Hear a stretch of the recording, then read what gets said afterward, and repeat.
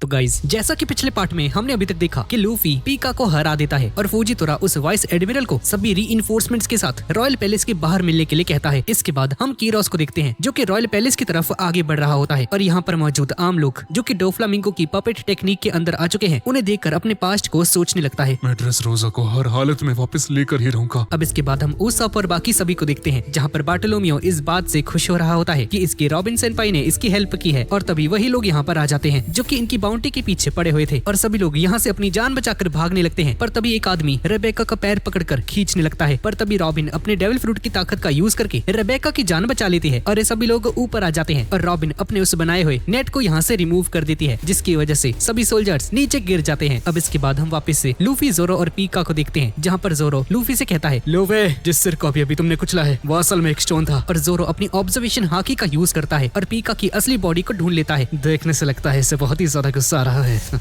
और पीका की एक्चुअल बॉडी इन सभी के सामने आकर खड़ी हो जाती है जिसके बाद पीका अपनी स्वॉर्ड को बाहर निकालता है और इन सभी पर हमला कर देता है जिसे देखकर मूसी, जीत, अब्दुल्ला ये सभी लोग बुरी तरह से डर जाते हैं। अरे नहीं, अब हमारा क्या होगा? और पीका की आवाज सुनकर लूफी की हंसी फिर से छूट जाती है और इसके अगले ही पल मूसी हवा में उड़ रही होती है जिसे लूफी उड़ा रहा होता है और इसका हंस के बुरा हाल है। तभी लूफी नीचे जमीन पर लैंड करता है। आवी, तुमसे बाद में मिलूंगा, जिसे सुनकर जोरो भी स्माइल करता है और जोरो पीका की उस जायंट स्वॉर्ड को रोकते हुए कहता है, हाँ इसे मुझ पर छोड़ सकते हो लूफी।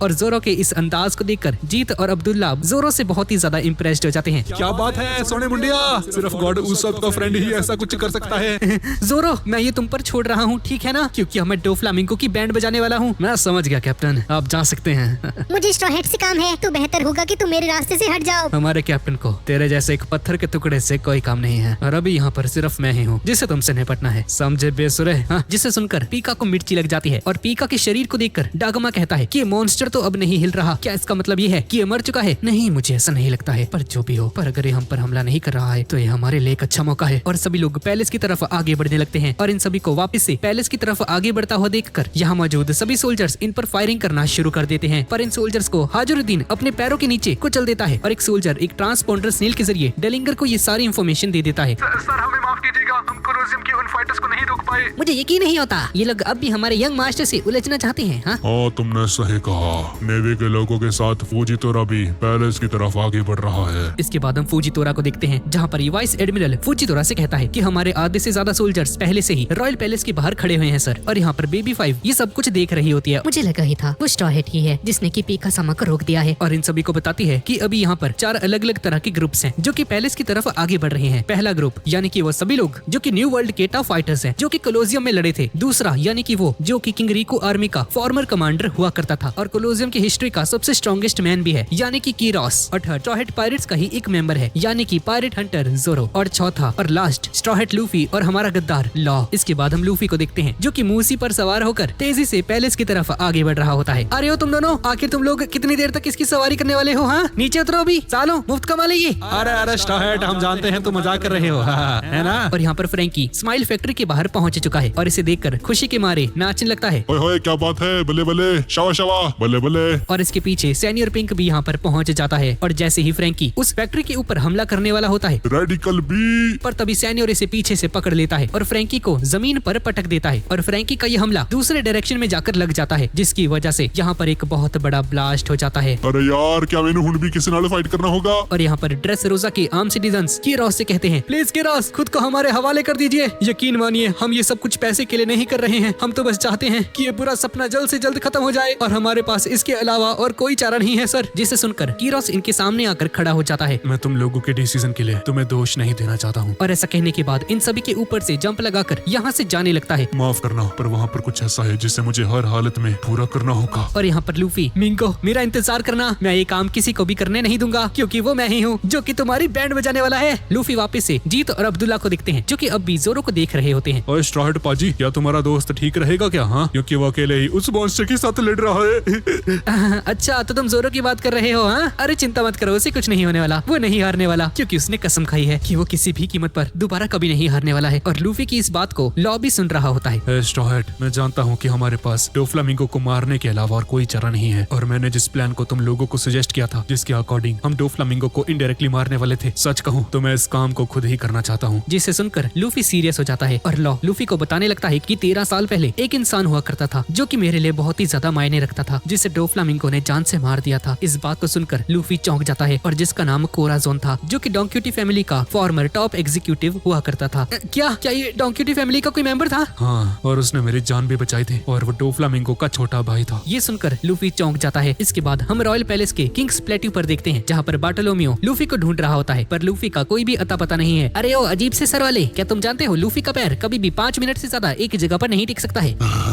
एक पायलट की को ऐसा ही होना चाहिए। और लियो और ये बाकी सभी लोग पीका की बॉडी को देखकर चौंक जाते हैं। तभी वॉयलेट यहाँ पर आ जाती है और बताती है कि इसे चाबी मिल चुकी है लॉ की हथकड़ियों की। और वॉयलेट को देखकर रेबेका बहुत ही ज्यादा खुश हो जाती है। वॉयलेट बेटी, जरा मेरी बात तो सुनो। आखिर ये लोग तुम्हारे लिए इतने ज्यादा जरूरी क्यों हैं? हाँ, आखिर में है तो ये लोग पायरेट्स ही। आपने सही कहा, ये लोग ऐसे इंसान हैं जो कि किसी भी कानून को नहीं मानते हैं। लेकिन पिताजी, मैंने फिर भी ये डिसाइड किया है कि मैं स्टॉहेड पायरेट्स के ऊपर भरोसा करूंगी, क्योंकि पिताजी, सरकार ने डोफ्लामिंगो को एक वॉर लॉर्ड का टाइटल दिया था, पर उसने क्या किया? उसने हमारी कंट्री पर आतंक के साथ राज किया और हम सभी को कितनी ज्यादा तकलीफें पहुंचाई हैं। मुझे अब नेवी की मदद नहीं चाहिए और न ही सरकार की, क्योंकि इतने सालों से वो सभी लोग बस मदद करने का नाटक ही करते आ रहे हैं, क्योंकि वो लोग कभी भी हमारे चीखों को नहीं सुन सकते हैं। उन बेगुनाह और मासूम लोगों की आवाज जो कि दर्द के मारे चिल्ला रही है, ये उन्हें नहीं सुन सकते, क्योंकि ये लोग बस वही सुनते हैं जो वो सुनना चाहते हैं। वो लोग इस कंट्री के गुस्से को नहीं सुन सकते हैं। कम से कम स्ट्रॉ हेड और इन सभी की बातें इंसानों जैसी लगती हैं, क्योंकि स्ट्रॉ हेड्स जो भी एक्शन लेते हैं अपने दिल में मौजूद उस अच्छाई से लेते हैं। जिसे सुनकर किंग रिकू लूफी के द्वारा कही गई बातों को याद करता है। जिसके बाद टुनटाटा किंगडम के लोग वो सबको लेकर किंग रिकू के पास आते हैं। किंग रिकू, जरा इस पर नजर डालिए, इसका नाम है गॉड उसप। जिसके बाद उसॉप लड़खड़ाते हुए अपना विक्ट्री साइन दिखाता है। इसने अपनी जान पर खेलकर हम सभी को शुगर के उस स्पेल से आजाद करवाया है, जिससे ये कंट्री 10 सालों से जूझ रही थी। और ये हमारा हीरो है। और लूफीलैंड हमारे सुपर हीरो का कैप्टन है। और ये लोग हमारे ड्रेस रोजा की उम्मीद है। भले ही ये सभी लोग पायरेट्स हैं, पर हम सभी लोग अपनी आखिरी सांसों तक इन पर भरोसा करते हैं। और अपने लूफी सेनपाई के बारे में ये सारी बातें सुनकर बार्टोलोमियो बहुत ही ज्यादा इमोशनल हो जाता है। इसके बाद रेबेका वॉयलेट से कहती है कि मैं यहाँ पर ऐसे ही बैठकर इंतजार नहीं कर सकती हूँ, और ये डिसाइड करती है कि ये लॉ के हैंडकफ्स की चाबी लूफी को देने जाने वाली है। और इसके इस काम में रॉबिन, बार्टोलोमियो, लियो और बाकी सभी लोग इसका साथ देंगे। और यहाँ पर लूफी पैलेस के फर्स्ट लेवल तक पहुँच जाता है, जहाँ पर इसका सामना बहुत सारे सोल्जर्स के साथ हो जाता है। पर लूफी इन सभी को एक ही बार में ढेर कर देता है। और यहाँ पर रॉयल पैलेस के बाहर कोलोजियम के सभी टफ फाइटर्स पैलेस तक पहुँचने के लिए यहाँ पर चढ़ाई करते हैं। और इन सभी को देखकर डेलिंगर हैरान हो जाता है। और इन सभी को ये रिपोर्ट मिलती है कि straw head pirates level first तक पहुँच चुके हैं। इसके बाद हम लूफी को देखते हैं जो इन सभी को कीड़ों की तरह मसल रहा होता है, पर ये ढीठ सोल्जर्स फिर भी इसके रास्ते में आते रहते हैं। और लूफी इन सभी को एक एक करके अपने अटैक्स का यूज करके ढेर करता जाता है और यहाँ से आगे बढ़ जाता है। साले मिंगो, आ रहा हूँ मैं, रुक जा तू। और कोलोजियम के फाइटर्स भी अपने रास्ते में आने वाले उन सभी सोल्जर्स के साथ लड़ रहे होते हैं। इसके बाद हम देखते हैं कि रॉयल पैलेस के बाहर आग लग चुकी है और यहाँ पर फुजितोरा और साबो के बीच में फाइट चल रही होती है। और साबो कहता है कि जो भी स्ट्रॉ हेड और उन सभी को सपोर्ट करने के रास्ते में आएगा, मैं उन सभी को यहाँ से आगे जाने नहीं देने वाला हूँ। क्या पायरेट्स को कवर देना रेवोल्यूशनरी आर्मी की जॉब है? हाँ पर उसका भाई होने के नाते ये मेरी ड्यूटी है। अच्छा, हाँ, मैं हैरान हूँ कि तुम किसके भाई हो। और यहाँ पर मौजूद सभी नेवी सोल्जर्स साबो पर हमला कर देते हैं, पर साबो अपने डेविल फ्रूट की ताकत की वजह से इन सभी को एक ही बारी में धूल चटा देता है। अरे यार, इसका डेविल फ्रूट है यार, शिट। रुक जाओ, ऐसा मत करो। वो एक Logia type devil fruit user है और फिजिकल अटैक इस पर काम नहीं करने वाले हैं। जिसके बाद वाइस एडमिरल साबो पर अटैक कर देता है, जिससे साबो तो डॉज कर जाता है, पर इसके पीछे खड़ी वो बिल्डिंग्स 2 टुकड़ों में बट जाती है। और वाइस एडमिरल लगातार साबो पर हमले करता जाता है और आसपास की सभी बिल्डिंग्स डैमेज हो जाती हैं। जिसके बाद साबो उस वाइस एडमिरल के उस ब्लेड को ही तोड़ देता है और अपने ड्रैगन क्लॉ अटैक का यूज करके इसके मास्क पर हमला करने के लिए आगे बढ़ता है। और इससे पहले कि साबो इसे कुचल देता, फुजितोरा अपने डेविल फ्रूट की ताकत का यूज करके यहाँ पर एक मीटियोर समन कर देता है। पर उस बर्ड केज की वजह से उस मीटियोर के बहुत सारे टुकड़े हो जाते हैं और यहाँ पर मौजूद सभी लोग यहाँ से भागना शुरू कर देते हैं। ये सब देखकर साबो कहता है, क्या ताकत है, बस एक नेवी का एडमिरल ही ऐसा कुछ कर सकता है। और साबो ये सारी बातें उस वाइस एडमिरल की मास्क को अपने हाथ में पकड़कर कहता है, तुमने कहा ड्यूटी, तुमसे पहले फ्लेयर फ्रूट की ताकत जिसके पास थी, यानी कि फायर फिस्ट एस, जो कि 2 साल पहले मरीन फूड की वॉर में मारा गया था, उसने ये क्लेम किया था कि वो स्ट्रॉ हेड का अडॉप्टेड ब्रदर है। और अब तुम जो कि ये कह रहे हो कि तुम भी उसके भाई हो। ये सुनकर साबो पास्ट के उसी सीन को याद करता है जहाँ पर ये तीनों उस कप ऑफ साके को शेयर कर रहे होते हैं। हमने एक दूसरे के साथ कप ऑफ साके शेयर किया है और अगर कोई चाहे भी तो भी हमारे बॉन्ड को नहीं तोड़ सकता है। 3 भाइयों की क्या ही भयानक जोड़ी है। ये सुनकर सभी लोग हैरान हो जाते हैं कि आखिर ये लोग किस तरह के भाई हैं भाई। पहला जो कि व्हाइट बियर्ड पायरेट्स का कमांडर था, दूसरा जो कि रेवोल्यूशनरी आर्मी का चीफ ऑफ स्टाफ है, और ये दोनों ही स्ट्रॉ हेड के भाई हैं। एक बात याद रखना फुजितोरा, अगर लूफी कभी भी मुझे हेल्प के लिए पुकारता है तो चाहे मैं दुनिया के किसी भी कोने में हूँ, मेरी पोजीशन के बारे में भूल जाओ, मैं वहाँ पर हाजिर होऊंगा, क्योंकि मैं दोबारा से उन सब से नहीं गुजरना चाहता। और साबो ये सब कुछ एस को याद करते हुए हुए कह रहा होता है। जिसके बाद ये दोनों एक दूसरे पर अटैक करने के लिए तैयार हो जाते हैं। साबो अपने मन में पास्ट के सीन्स को याद करता है और साबो फूजीतोरा पर अटैक करने के लिए आगे बढ़ जाता है और फूजीतोरा और साबो के बीच में एक जबरदस्त क्लैश हो जाता है। लूफी मेरा भाई है जिसे मुझे बचाना होगा और यहाँ पर लूफी पैलेस पर देखता है कि कैवेंडिश यहाँ पर पहले से ही मौजूद है। स्ट्रॉ हैट, मैं तुमसे पहले वहाँ पर पहुँच जाऊंगा और बाकी के लोग भी यहाँ पर पहुँच जाते हैं। अरे नहीं यार, ये लोग तो मुझसे आगे निकलने वाले हैं। जिसके बाद लूफी तेजी से आगे बढ़ने लगता है और तभी यहाँ पर सोल्जर्स मूसी पर हमला करने लगते हैं और मूसी की रक्षा करने के लिए लूफी इन सभी पर अटैक कर देता है और जीत और अब्दुल्ला भी इसके इस काम में इसकी हेल्प करते हैं और बाकी सभी लोग भी इन सभी के साथ फाइट कर रहे होते हैं। और तभी फंक ब्रदर्स भी यहाँ पर आ जाते हैं जो कि ब्लॉक सी में थे, जिसका नाम कुछ लोग कुछ और ही लिख रहे थे कमेंट्स में, सुधर जाओ भाई सुधर जाओ। पर लूफी और ये सभी लोग फंक ब्रदर्स को भूल चुके होते हैं। मेरी जान तुम्हारे क्रू मेंबर गॉड ऊसॉप ने बचाई थी। मेरा पीछा करो, मेरे पास एक शॉर्टकट है। अगर तुम इसका यूज करते हो तो तुम फ्लावर फील्ड के जरिए सीधा पैलेस तक पहुंच जाओगे। क्या सच में? हाँ, तुम मेरा पीछा कर सकते हो क्योंकि मैं तुम्हारी मदद करना चाहता हूँ। और लूफी इसका पीछा करने लगता है, लेकिन कैली फंक इन सभी को देखकर हंसने लगता है और लॉ लूफी से कहता है, स्ट्रॉ हैट, जब तक मैंने हैंडकफ से छुटकारा नहीं पा लेता तब तक मेरा पैलेस पर जाना बेकार है। अरे यार परेशान मत हो, हम कोई ना कोई रास्ता जरूर निकाल लेंगे। क्यों ना अभी के लिए वहाँ पर चले जाते हैं। तुम इतना श्योर होकर कैसे कह सकते हो? जल्दी से किंग्स प्लेटू पर वापस चलो क्योंकि मेरे हैंडकफ्स की चाबी वाले ढूंढ रही थी। जिसके बाद ये सभी लोग उस जगह पर पहुंच जाते हैं जहाँ पर एक टनल होता है। स्ट्रॉ हैट, तुम लोग इसके अंदर से जाओ तब मैं तुम्हारे लिए इस एंट्रेंस को गार्ड करता हूँ। और लूफी तेजी से आगे बढ़ने लगता है। ओए केली फंक, तुम्हारा शुक्रिया। जब तक हम लोग वापस नहीं आ जाते इस एंट्रेंस को गार्ड करना प्लीज, ठीक है ना? और तभी इनका सर एंट्रेंस की वॉल से टकरा जाता है और ये दोनों नीचे जमीन पर गिर जाते हैं, जिसे देखकर लूफी भी चौंक जाता है। चलो कोई बात नहीं, हमें आगे बढ़ते रहना होगा। तभी लूफी को रॉबिन का कॉल आता है। हेलो लूफी, हेलो, तुम कहाँ पर हो?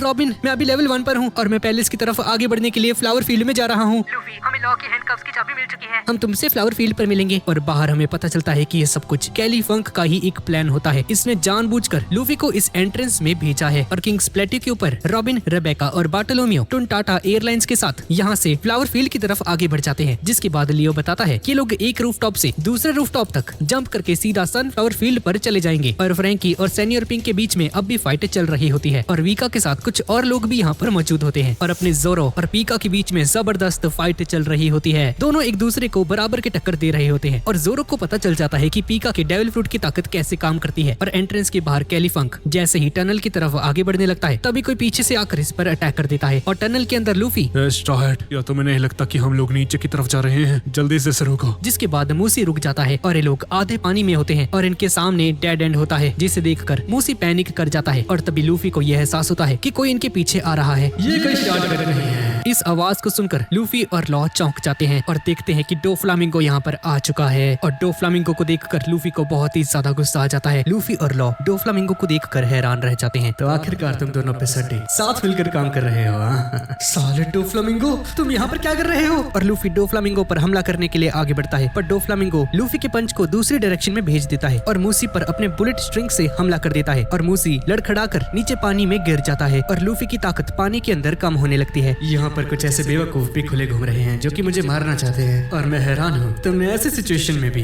इन सभी को अपनी साइड कैसे कर लिया। और तुम्हारी स्पेशल क्वालिटी की वजह से मैं मरीन फूड की वॉर के बाद से ही तुम्हारी इज्जत करने लगा हूँ स्ट्रॉ हैट। पर मुझे पता नहीं था कि तुम इतने बड़े बेवकूफ हो।